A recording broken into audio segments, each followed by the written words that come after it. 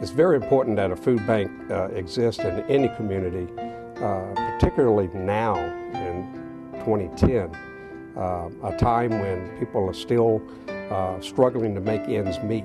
It's a new face of hunger that we are seeing, and that's your working class poor.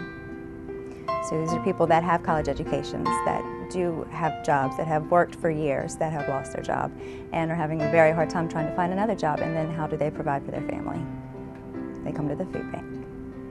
More people are requiring the services of a food bank throughout the nation, actually, not just in our area, but throughout the United States, that never before dreamed that they would require such assistance. If you were to stereotype a typical food bank recipient, you might think of them as someone who's, barely making it, or maybe not even having transportation, and or homeless, and of course we do have those categories.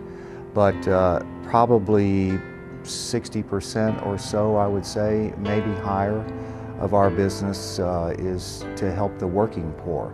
People who have jobs, who have their children in school, who are a lot of single moms come to see us, single parent families on both sides, and people that are struggling to make it, people that are doing the best they can, but they have more month than they have money. So, as the time progresses in their month and they run out, they've paid all the bills they can, they still need to eat. So we're like the stopgap measure between one month and the next month. It's people that you don't expect. It's not the folks that are the most destitute that have a hunger problem. It's families that you wouldn't even realize. They have jobs, they have cars, they have everything, but they can't quite make those ends meet. A lot of people don't realize that it could be their neighbor. In the United States today, people live paycheck to paycheck.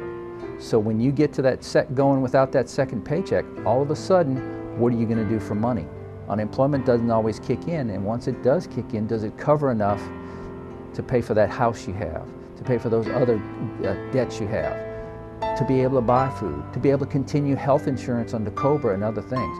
So it's really changing the face of hunger, and we're seeing people that we've never seen before come to us for assistance. We definitely have had an increase as far as homeless coming in, which is kind of a sad thing. It's kind of a shocker. You've heard it on TV, the unemployment, people going through foreclosures, people losing their jobs, businesses going completely out of business. But we've really seen a big increase on our homeless. Is greater, and there's people out there that are really in need of food. There are a lot of people that fall through the cracks. There's a lot of need it's just not being met.